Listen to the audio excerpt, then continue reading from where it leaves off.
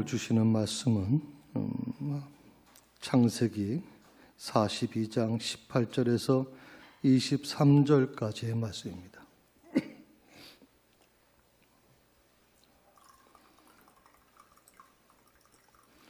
구약 성경 제일 앞에 있는 성경입니다.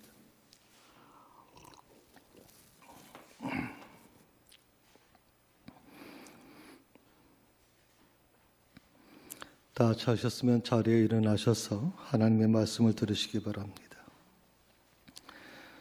사흘 만에 요셉이 그들에게 이르되 나는 하나님을 경외하노니 너희는 이같이 하여 생명을 보존하라. 너희가 확실한 자들이면 너희 형제 중 한 사람만 그 옥에 갇히게 하고 너희는 곡식을 가지고 가서 너희 집안의 굶주림을 구하고 너희 막내 아우를 내게로 데리고 오라. 그러면 너희 말이 진실함이 되고 너희가 죽지 아니하리라 하니 그들이 그대로 하니라. 그들이 서로 말하되 우리가 아우의 일로 말미암아 범죄하였도다. 그가 우리에게 애걸할 때에 그 마음의 괴로움을 보고도 듣지 아니하였으므로 이 괴로움이 우리에게 임하도다. 르우벤이 그들에게 대답하여 이르되 내가 너희에게 그 아이에 대하여 죄를 짓지 말라고 하지 아니하였더냐. 그래도 너희가 듣지 아니하였느니라. 그러므로 그의 핏값을 치르게 되었도다 하니 그들 사이에 통력을 세웠으므로 그들은 요셉이 듣는 줄을 알지 못하였더라. 이것이 하나님의 말씀입니다. 아멘.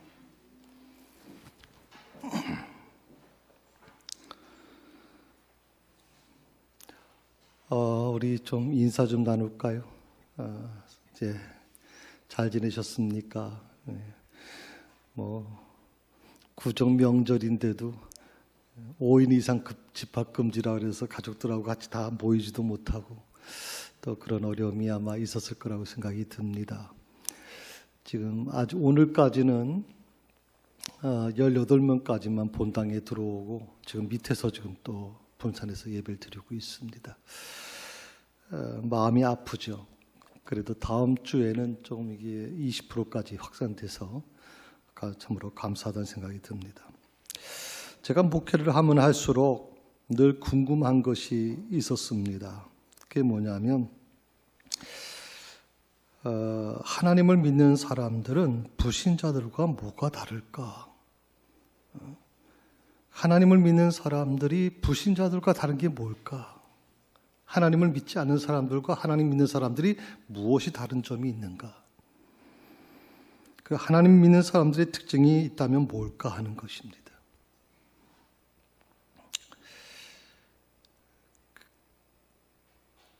그리고 이런 결론을 내렸습니다. 하나님을 믿는 사람들은 세상의 기준이 아닌 하나님의 기준으로 생각하고 하나님의 기준으로 보고 하나님의 기준으로 듣고 하나님의 기준으로 말한다.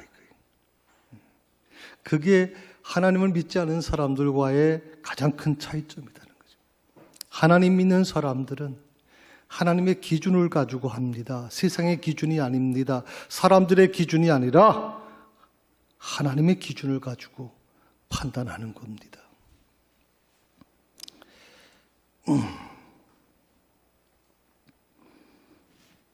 성경은 이 문제에 대해서 이렇게 말하고 있습니다.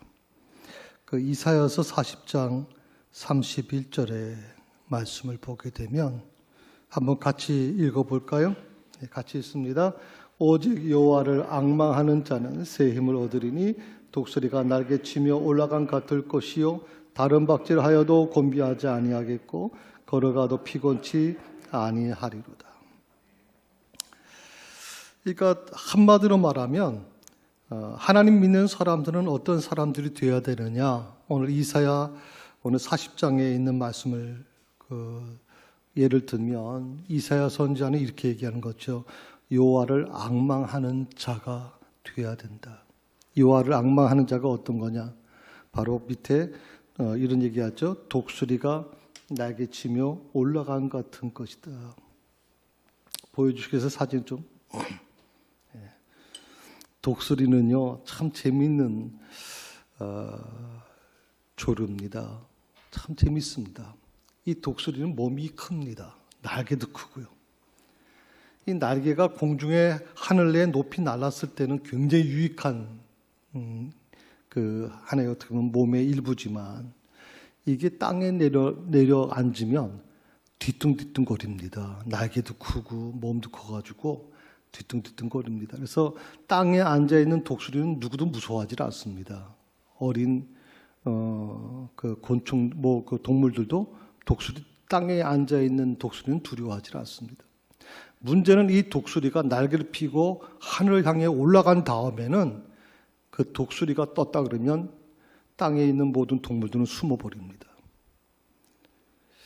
비상한다. 자, 우리가 하나님 믿는 사람들이 어떻게 살아야 될 것이냐? 성경은 분명히 얘기하는 거죠. 독수리가 상승기류를 타고 비상하는 것 같이 비상해야 된다. 이 땅의 기준으로 사는 것이 아니라 하나님의 말씀의 기준으로 살아라 하는 겁니다.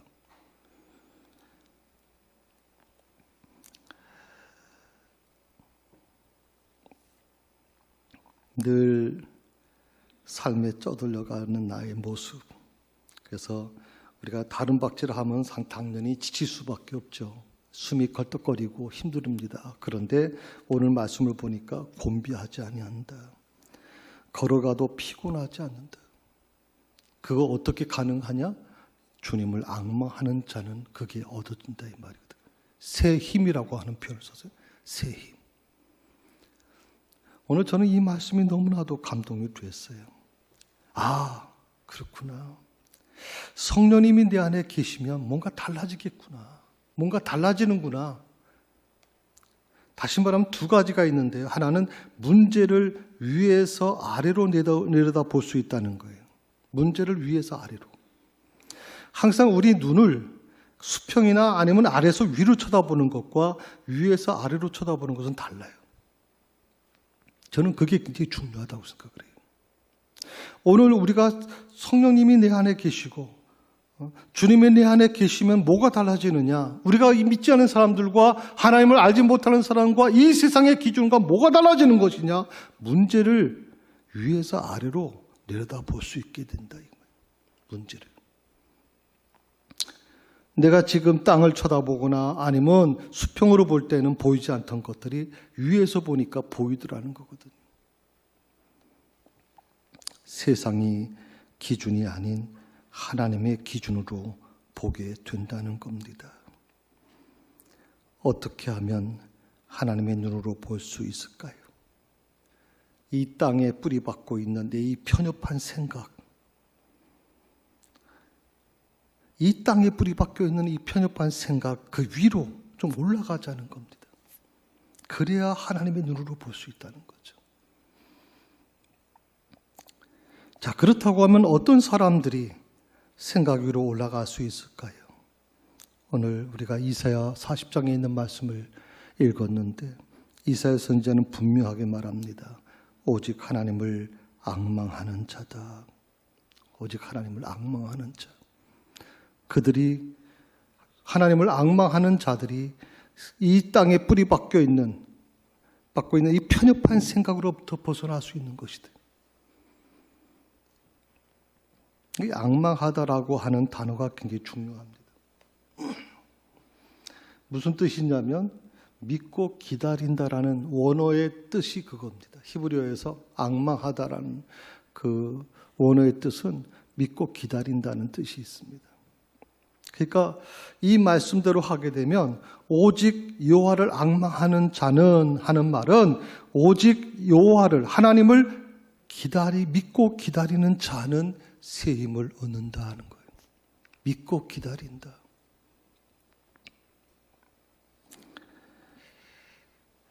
하나님을 믿고 기다릴 때 내 삶의 문제가 하나님의 눈으로 보이게 된다는 거예요. 안 보이던데 너무 지금 삶에 공고한 문제가 일어나고 너무 삶이 힘들어서 여러 가지 감당할 수 없는 문제를 만나서 지금 눈앞에 보이질 않아요. 아무것도 보이질 않아요. 그런데 놀라운 것은 정말 하나님을 믿고 기다릴 때 내 삶의 문제가 보이더라는 거거든요. 어떻게? 하나님의 눈으로 보여지기 시작하는 거예요. 하나님의 관점으로, 하나님의 시선으로 보게 되더라는 거거든요. 내 눈을 하나님께 고정하고 그리고 하루하루 예배하면서 하나님을 믿고 기다리게 되면 어떻게 되느냐? 어느 날 내 삶에 성령의 바람이 불어오는 것이 느껴져요. 성령의 바람이 불어오는 게 느껴져요. 그러면 하나님이 주시는 능력을 받아서 다른 박질을 하여도 곤비하지 않고 걸어가도 피곤치 않은 삶을 살게 되는 거예요. 할렐루야. 그렇게 사는 거예요. 누구나 다 힘든 시간들이에요. 나만 힘든 게 아니라 지금 이 시대를 살아가는 모든 사람들이 힘들어요.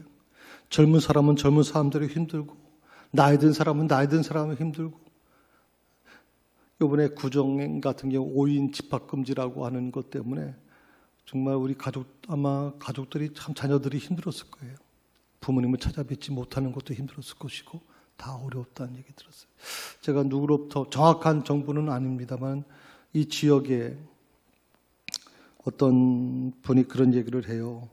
8명인가 7명이 모였는데 그게 고발당해가지고 1인당 10만 원씩 벌금을 물리는 일이 있었다. 그래서 이분들이 이제 분노가 일어나가지고 누가 고발을 했는지를 막 추적하고 막 그래가지고 여러 가지 좀 문제가 있었다는 얘기도 들어봤거든요. 우리 사회가 점점 다 힘들어요. 지금 다 힘들고 어렵잖아요. 오늘 본문 말씀을 보게 되면 요셉과 형들과의 관계를 보여주는 말씀이에요. 그런데 그 내용은 여러분 다 아시는데 조금 설명을 드리면 요셉이 굉장히 아버지로부터 굉장히 사랑을 많이 받았어요. 다른 형제들보다 특별히 이 요셉이 굉장히 사랑을 많이 받았어요. 그러다 보니까 형들에게 시기함을 받았어요.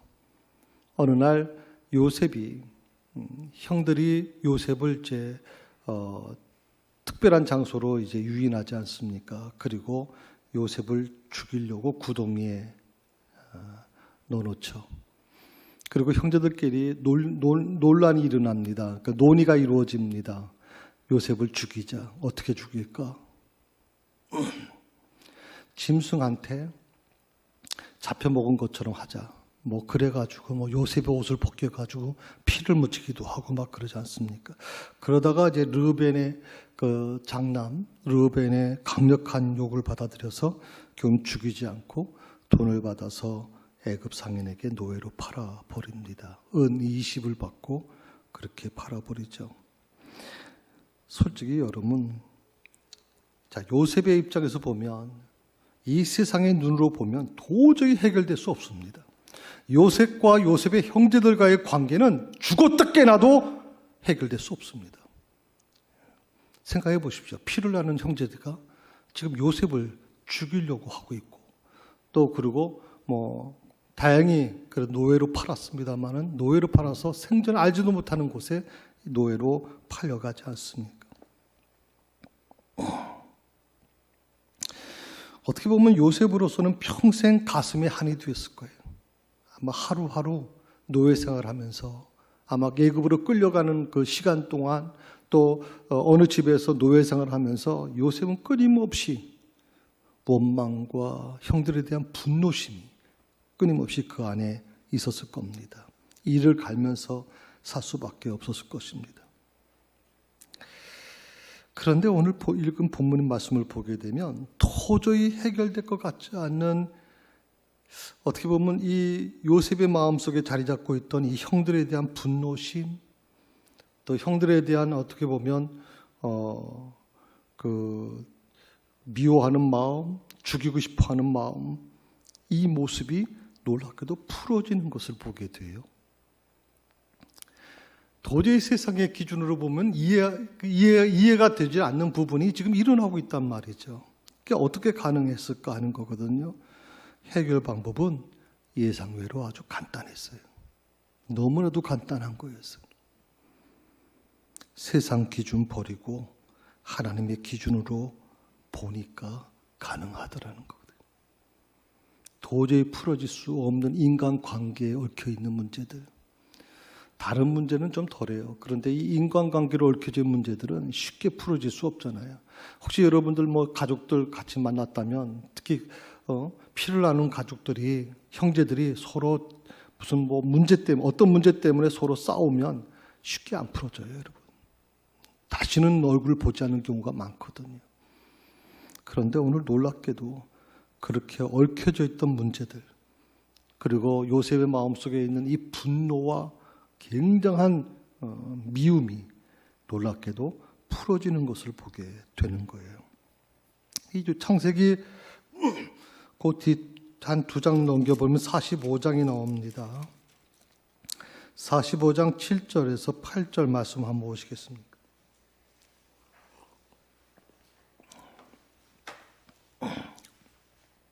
같이 읽어볼까요? 네. 하나님이 큰 구원으로 당신들의 생명을 보존하고 당신들의 후손을 이 세상에 두시려고 나를 당신들보다 먼저 보내셨나니 그런즉 나를 이리로 보낸 이는 당신들이 아니요 하나님이시라. 참 놀라운 고백을 우리가 듣습니다. 하나님께서, 요셉은 나중에 알게 된 거예요. 가족과 세상을 구원하시려고 형들의 손을 통해서 나를 이곳에 먼저 보내셨습니다 라고 하는 놀라운 고백을 지금 하고 있는 거예요. 얼마 전까지만 해도 이 요셉의 마음속에는 형들을 죽이고 싶은 마음, 보복하고 싶은 마음이 막 간절했을 거예요, 아마. 평생 절대 잊지 않을 거라고 생각했을 겁니다. 그런데 놀랍게도 형들의 손을 통해서 나를 이곳으로 먼저 보내신 분이 하나님이시다. 이게 바로 하나님의 눈으로 보는 거예요. 사람의 눈으로 보는 게 아니라, 세상의 기준으로 보는 것이 아니라 하나님의 기준으로 보는 거. 형제들의 행위는 요셉의 눈으로 보면 분명 배신이고 억울한 일입니다. 분명 배신이고 억울한 일이죠. 그런데 하나님의 눈으로 보니까 어떻게 달라졌습니까? 아, 하나님의 섭리구나. 그리고 형들은 하나님이 세우신 그 계획 속에 있는 조력자들이었구나. 나한테 봐서는, 내 입장에서 봐서는 형들은 나를 죽이려고 했던 사람들이고, 나를 죽이려고 모함했던 사람들이고, 실행에 옮기려고 했던 사람들이고, 결국에는 나를 노예로 팔아본 사람들이지만, 그걸 하나님의 눈으로 바꿔보니까 그들은 조력자였다는 게 보여지는 거예요. 아, 어떻게 이렇게 달라질 수 있을까?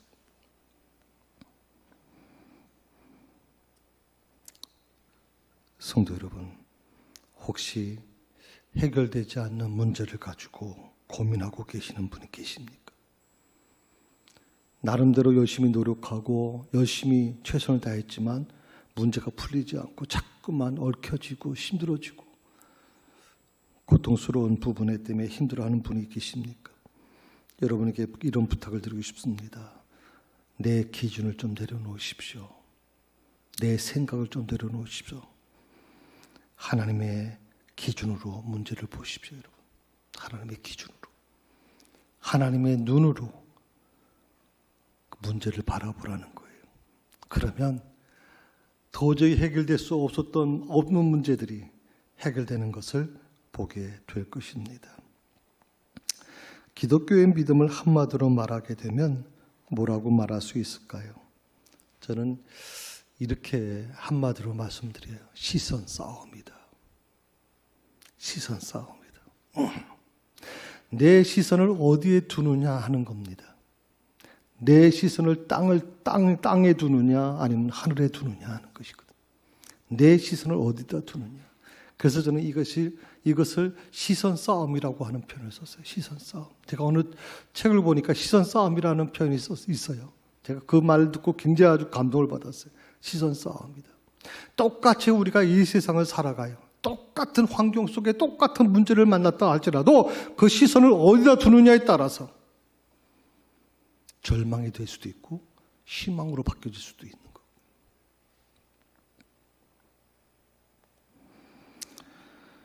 믿음이 좋다는 기준이 과연 뭘까요? 우리가 지금까지 생각해왔던, 보통 알고 있던 그런 믿음이 좋다는 기준은 이렇게 얘기를 합니다. 나는 기도를 굉장히 많이 합니다. 어느 집사님 보니까 굉장히 그 기도를 많이 하시던데요. 그러니까 저분은 굉장히 믿음이 좋은 것 같아요. 또 이런 얘기를 하죠. 성경 말씀을 정말 잘 알아요. 정말 저분은 성경을 끼고 달아요. 어떤 분은 성경을 1년에 4-5번 이상 통독을 해요. 대단하신 분입니다. 라고 하는 분이 있어요. 우리가 지금까지 가지고 있는 이 개념으로 이해한다면 믿음이 좋다는 그 기준은 바로 이런 것들이겠죠. 기도 많이 하고 성경 많이 알고 또 교회에서 봉사 열심히 하고 나름대로 선교 열심히 하고 이런 것들이 우리가 볼 때 객관적으로 믿음이 좋다라고 이렇게 판단하지 않습니까? 그런데 오늘 저는 여러분에게 조금 다른 관점에서 말씀을 드리려고 합니다. 이걸 뒤집어서 한번 생각해 보겠습니다. 기도 많이 하는 사람이 믿음이 좋습니까? 제가 아는 것만 해도요, 기도 많이 하는 사람들이 오히려 문제 일으키는 사람 많이 봤습니다. 기도하는 사람들이, 기도 많이 한다는 사람들이 지금 코로나 시대에 껍핏하면 교회에서 터집니다, 여러분. 식사 제공하지 말랬으면 식사 제공하면 안 하면 됩니다. 방역단체에서 뭐라 그랬습니까? 기관에서. 교회에서 예배 드릴 때 거의 확진자가 나오지 않았다 그러지 않았습니까? 그런데 교회에서 식사를 제공하는 겁니다. 그 다음에 성가 연습하지 말라 그러는데 성가 연습하면서 마스크 벗고 성가 연습하고 차를 마시면서 교회는 집단 감염이 지금 일어나고 있지 않습니까? 일부 교회에서. 그분들 얘기할 때 뭡니까? 우리는 믿음이 좋다고 얘기하는 겁니다. 어떤 분은 목사님은 난 충격적인 얘기를 들었습니다. 우린 믿음이 좋아서 기도 많이 하기 때문에 코로나가 들어오지 못한대요. 그 교회가 그 말 한 지 얼마 안 돼가지고 집단 감염돼가지고 지금 한국 교회에 큰 문제를 일으키고 있단 말이죠. 지금. 자, 성경 많이 아는 것이 과연 믿음이 좋다고 말할 수 있을까요? 아니요. 성경 많이 아는 사람들이 오히려 문제를 일으켜요, 여러분. 문제를. 여러분 예수님 시대에 보세요. 바리새인들, 서기관들 얼마나 성경을 많이 알았습니까? 지금 성경 박사들이었어요. 그런데 결국 어떻게 합니까? 예수님을 십자가에 못 박아 달아요. 봉사 열심히 하는 거? 아니요. 그럼 믿음이 좋다는 기준은 과연 뭐냐? 저는 이렇게 말씀을 드리고 싶어요. 제가 그렇다고 해서 여러분에게 무슨 기도하지 말라, 성경 읽지 말라, 봉사하지 말라는 뜻이 아니에요. 다만 우리가 좀 생각을 좀 달리 해보자는 거죠. 그게 뭐냐면 믿음이 좋다는 기준에 가장 중요한 게 뭐냐면 내 관점을 내려놓는 거예요. 내 기준을 내려놓는 거예요. 내 인간적인 생각을 내려놓는 거예요. 대신 하나님의 관점으로, 하나님의 시선으로 보는 훈련, 그 능력을 갖추는 게 중요하다고 생각합니다. 그 어떤 것보다도 여러분이 기도를 많이 하고 성경을 많이 읽고 봉사 많이 하고 성경 많이 하고 그보다 더 중요한 게 뭐냐면 하나님의 관점으로 보라는 거예요. 하나님의 관점으로. 거기서 또 모든 게 달라져요, 여러분. 어떤 사람은요, 교회를 평생 다녀도 이 문제와 환경을 늘 자신의 시선으로만 보는 거예요. 자신의 시선. 이런 사람들은요, 시간이 가고 오랜 세월이 지나도 계속 신앙의 모습이 뭐냐면 수레바퀴 도는 것처럼 돌아요. 계속 원점이에요, 왼손.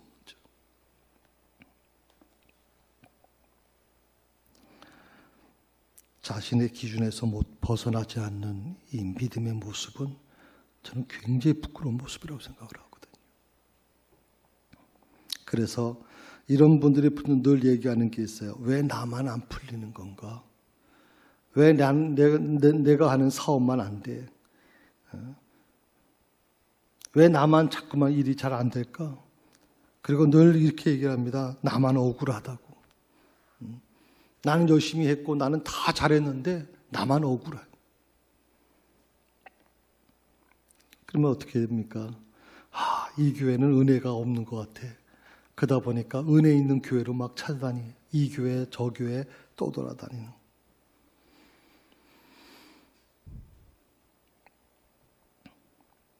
환경만 바꿔서 문제를 해결하려고 하는 것은 진정한 해결이 아니에요, 여러분.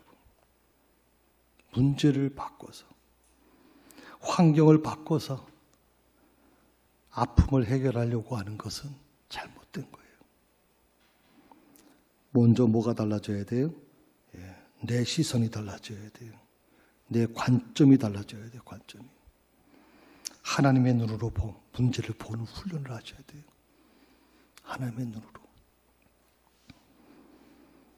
그러면 도저히 내 생각, 내가 지금까지 할 때는 내 기준으로 볼 때는 풀리지 않을 것 같은데, 도저히 불가능할 것 같은데 놀랍게도 간단하게 풀리는 것을 우리가 보게 되는 거거든요. 간단하게 풀려요. 그래서 저는 신앙생활은요, 우리가 볼 때는 저분은 기독교의 가장 기본이 뭡니까? 기독교는요, 내가 노력하는 종교가 아니에요. 내가 기도 열심히 하면 믿음이 생기고, 내가 성경 많이 읽어야, 성경 많이 알아야 믿음이 생기고, 봉사 열심히 하고, 내 구제 많이 하고, 성경 많이 해야 믿음이 좋아질 거라. 그건 기독교가 아니에요. 죄송합니다만은. 그건 불교에서 하는 것이지 기독교가 아니에요, 여러분. 기독교는 노력의 종교가 아니에요. 기독교의 가장 기본적인 믿음의 문제는 시선을 바꾸셔야 돼요. 하나님의 관점으로 바꾸셔야 돼요. 하나님의 눈으로 보는 훈련을 하셔야 된다. 자, 오늘 말씀으로 한번 돌아가 봅시다. 오늘 읽은 본문에서 요셉이 형들을 다루는 방식을 보게 됩니다.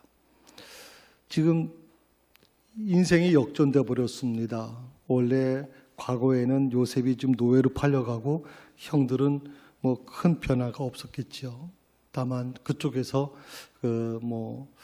아버지의 사랑을 독차지하던 요셉을 치워버렸으니까, 노예로 팔아버렸으니까 조금 어떻게 살아가는지 모르겠지만, 그러나 지금 오랜 세월이 흐르고 나서 놀랍게도 이 두 사람과의 관계가, 부류의 관계가 완전히 역전돼 버립니다.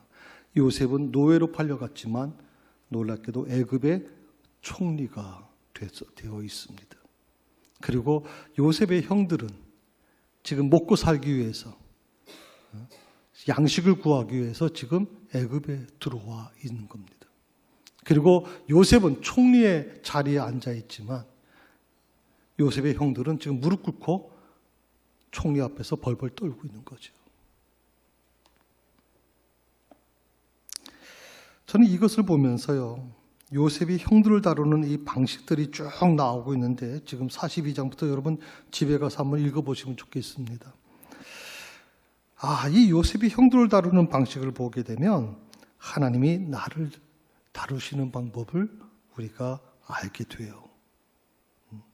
요셉이 형들을 다루는 방식 속에서 하나님이 나를 다루시는 방법, 하나님이 우리를 다루시는 방법을 알게 되는 거예요. 지금까지 본문 말씀을 가지고 주로 설교할 때, 저도 이제 이 본문 가지고 설교를 할 때 늘 요셉이라고 하는 사람을 중심으로 생각했어요. 그러니까 이 말씀 속에는 여러 장이 되어 있습니다만은 이 말씀 속의 주인공은 누구냐면 다 요셉이에요. 요셉의 형들에 대해서 관심을 갖고 있는 분들은 거의 없어요.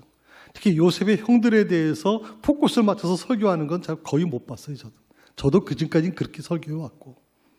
그런데 오늘은 저는 이 요셉을 주인공으로 세우고 싶지 않아요. 요셉이 아니라 요셉의 형들의 입장에서 하나님이 어떻게 꼬인 문제들을 풀어가시는가 하는 부분을 좀 찾아보려고 하는 거예요. 우리가 스스로 생각할 때 나는 요셉과 닮았어, 나는 요셉일 거라고 다 그렇게 생각을 합니다. 요셉의 형일 거라고 생각하는 사람들은 거의 없을 거라고 생각합니다. 왜? 요셉의 형들은 악한 사람들이고 요셉은 아주 선한 사람들이고 선한 사람이고, 그래서 하나님이 축복을 받은 사람이고, 그러니까 다 누구나 자기를 요셉으로 생각을 합니다. 저는 오늘 여러분과 같이 요셉의 형들 입장에서 한번 풀어보자는 겁니다. 우리 19절에서 20절 한번 말씀을 같이 한번 읽어볼까요? 같이 읽어봅시다. 너희 막내 아우를 내게로 19절입니다. 너희가 확실한 자들이면 너희 형제 중 한 사람만 그 옥에 갇히게 하고 너희는 곡식을 가지고 가서 너희 집안의 굶주림을 구하고 너희 막내 아우를 내게로 데려오라. 그러면 너희 말이 진실함이 되고 너희가 죽지 아니하리라 하니. 아멘. 하나님께서는요, 이 형제들에게 그러니까 요셉의 형들이죠. 형들에게 문제 해결을 하기 위해서 두 가지를 좀 요구하고 계시는 겁니다.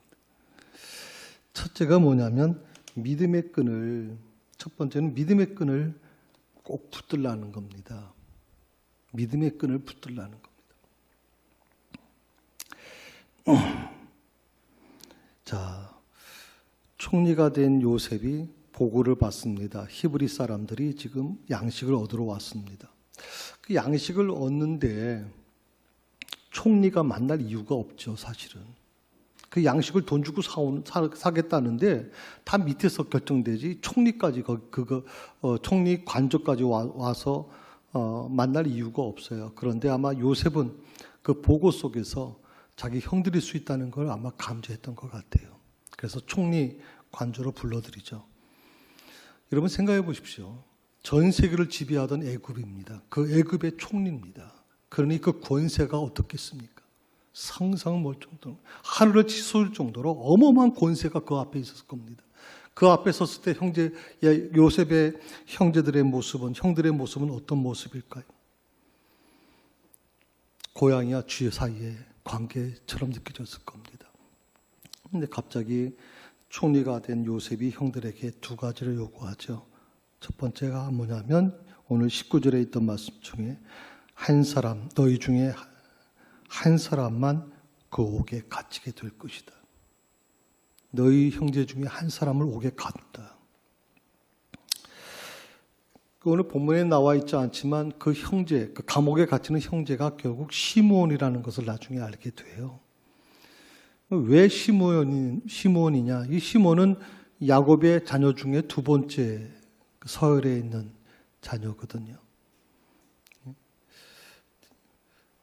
그런데 이 시므온이요, 요셉을 죽이자고 하는데 제일 먼저 앞장섰던 사람이 누구냐면 시므온이에요. 그리고 마지막까지도 시므온이 요셉을 죽이려고 했어요. 형제들 동원시켜서. 마지막 장남이었던 르벤이 결국 최종적으로 이걸 막았기 때문에 결국 죽이지 못하고 노예로 이제 팔려가게 된 것인데, 아마 그래서 이 시므온을 지목하고 시므온을 감옥에 가둔 것이 아닌가. 저는 이 말씀을 보면서 오늘 이 말씀 본문 속에서도 요셉은 아직도 그 분노를 해결하지 못했구나. 형제들에 대한 이 분노, 원망이 해결되지 않았구나. 시므온을 지목했다는 것을 보고 저는 그걸 느꼈어요. 아, 요셉이 아직도 마음속에 앙금이 있구나. 그걸 느꼈거든요. 그런데 두 번째 어떤 요구를 하냐면 막내 아우 베냐민을 데려오라는 겁니다. 내게로 데려오라. 그런데 어떻게 보면 요셉의 형제들 입장에서는 이거 참 이해하기 힘들었을 거라고 생각이 드는데, 왜 베냐민을 데려오라 그러는가? 왜 시몬을 감옥에 가두는가? 참 어떻게 보면 이해할 수는 없었을 거예요. 굉장히 하나님을 원망했겠죠. 베냐민을 데려오라는 것이 뭘 의미하는지 이 형제들은 잘 알고 있어요. 왜냐하면 아버지 야곱이 가장 아끼는 아들이 요셉인데 요셉이 죽었다고 얘기를 했어요. 야곱이 그때 받은 충격이 엄청날 거예요. 그리고 요셉이 없어진 그 자리에 그래도 베냐민 하나를 붙잡고서 지금 살아오고 있는 아버지에게 베냐민까지 뺏어가면 그 충격은 이루 말할 수 없을 거라는 걸 이 형제들이 모를 리가 없단 말이죠. 자, 또 하나는 뭐냐면 시몬을 왜 잡아두느냐 대체 하는 거거든요. 형제 중에 가장 어떻게 보면 리더십이 많은 이 형인데 시몬을 왜 잡아두는지 이해를 잘 못했을 거예요. 그런데 오늘 말씀해 보게 되면 요셉의 형제들이 어떻게 하느냐면 오늘 마지막에 이렇게 말을 합니다. 20절에 그들이 그대로 하니라 하는 말씀이에요. 그들이 그대로 하니라. 쉽게 결정할 수 없는 문제예요. 이것은 잘못하면 굉장히 자기 인생에서 최대의 저는 위기라고 생각을 해요. 위기를 맞았다고 생각했을 거예요. 베냐민을 데려오는 것도 그렇고 시몬이 감옥에 갇히는 것도 굉장히 어려운 문제고 위기였을 거라고 생각을 해요. 그런데 놀랍게도 형제들이 그것을 받아들입니다. 총리가 요구한 대로 그대로 하니라. 그런데 재밌죠. 시몬이 감옥에 갇히고 또 베냐민을 데려가야 하는 일이 그들에게 있어 가장 최대의 위기였던 것만은 사실이었지만 놀랍게도 바로 이것 때문에 그들이 생각하는 가장 최대의 위기를 맞이했다는 그 순간, 그 문제 때문에 놀랍게도 요셉과 화해가 이루어지게 됩니다. 도저히 화해할 수 없을 것 같았던 평생 그 원망, 그 앙금이 해결되지 않았을 것 같은 그 문제가 놀랍게도 해결되는 시작이 바로 여기서부터 시작이 된단 말이죠. 그러니까 위기가 오히려 문제 해결의 열쇠가 되고 통로가 됐다는 뜻이에요. 혹시 여러분 가난과 질병이라는 문제를 만나셨나요? 코로나 때문에 힘든 시간을 보내고 계시나요? 앞이 전혀 보이지 않는 답답함이 여러분 속에 있습니까? 문제가 자꾸만 풀리지 아니하고 자꾸만 일이 틀어지고 계시나요? 이런 문제 앞에서 우리가 어떻게 해야 될까요? 하나님이 나를 위해서 문제를 풀어가시는 방법은 아주 단순해요. 내 눈으로 볼 때는 그게 위기고 그게 굉장히 안 되는 것 같고 내 인생을 아주 뒤집어 엎어버리는 것 같지만 내가 큰 붕당을 맞는 것 같지만 놀랍게도 하나님께서는 바로 그것을 통해서 그 위기를 통해서 문제를 풀어가실 수 있는 놀라운 은혜를 내게 허락해 줄 수 있다는 거예요. 하나님의 또 다른 방법이 있구나 하는 것을 느끼게 되는 거예요.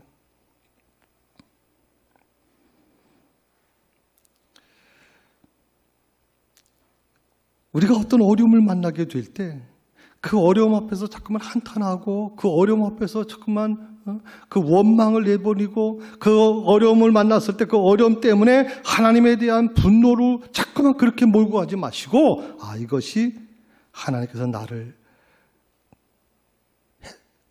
도와주시는 또 하나의 방법이 될 수 있겠구나. 그리고 내 문제, 이 위기의 문제, 이 문제만이 아니라 그 문제 속에 깊이 담겨져 있는, 내 속에 깊이 숨어져 있는 어떻게 보면 근본적인 문제를 하나님께서 해결해 주려고 하시는 거구나. 그렇게 받아들이는 게 여러분 좋겠다 생각해요.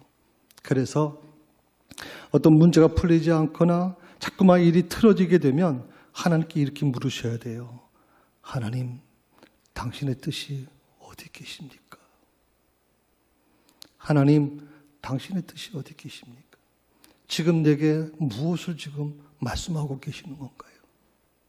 이 고난을 통해서 하나님, 나에게 어떻게 지금 하길 원하십니까? 하나님, 이 문제를 해결해 주세요라고 기도하시기보다는 내 안에 하나님께서 원하시는 가장 근본적인 문제를 해결해 주세요. 그리고 그걸 받아들일 수 있는 믿음을 제게 주세요라고 기도하셔야 돼요. 하나님의 문제 해결을 위해서 요구하시는 두 번째 요구가 있어요. 그게 뭐냐면 하나님에 대한 믿음이 회복되어야 된다는 거예요. 하나님에 대한 믿음이 회복되어야 된다. 오늘 본문의 말씀은 이 위기를 만나고 나서 요셉의 형들의 믿음이 회복되는 과정이 자세하게 기록되어 있어요. 우리 창세기 42장 28절 한번 같이 읽어봅시다. 같이 있습니다. 그들이 혼이 나서 떨며 서로 돌아보며 말하되 하나님이 어찌하여 이런 일을 우리에게 행하셨는가. 이걸 조금 바꾸면 이렇습니다. 하나님이 어찌하여 이런 일을 내게 행하셨는가. 지금 이런 일이라는 게 무엇입니까? 지금 가뭄이 들어서 지금 먹고 살기 위해서 돈을 가지고 와서 이제 식량만 사가지고 가면 됩니다. 히브리 사람들, 뭐 이스라엘 속에 살던 사람들이 다 그렇게 해서 아마 그 식량을 사가지고 갔겠죠. 근데 왜 하필이면 생각도 못했던 총리관주로 우리가 끌려와야 되는지, 그리고 왜 그 총리는 우리를 알지도 못하면서 시므온을 감옥에 가두고 그리고 막내 베냐민을 데려오라고 하는지, 그들이 볼 때는 전문업들이 이해가 안 되는 거거든요. 어찌하여 이런 일을 우리에게 행하셨는가? 오늘 우리도 똑같은 물음을 하나님께 던져야 될 것 같아요. 하나님 어찌하여 나에게 이런 일을 행하시고 계십니까? 라고 하는 물음. 우리가 아는 것처럼 형들은요, 요셉의 형들은 어떻게 보면 양심 자체가 없어요. 동생을 죽이자고 의논한 거, 그 요셉이 구덩이 속에 다 들었을 거란 말이죠. 자기를 두고 죽이자 뭐 이런 논의가 오가는 것을 다 들었을 거 아닙니까? 어느 형이 자기를 죽이자고 막 앞장서는 것도 다 봤을 겁니다. 피를 나누는 형제가 어떻게 저럴 수가 있나 할 생각을 했겠죠.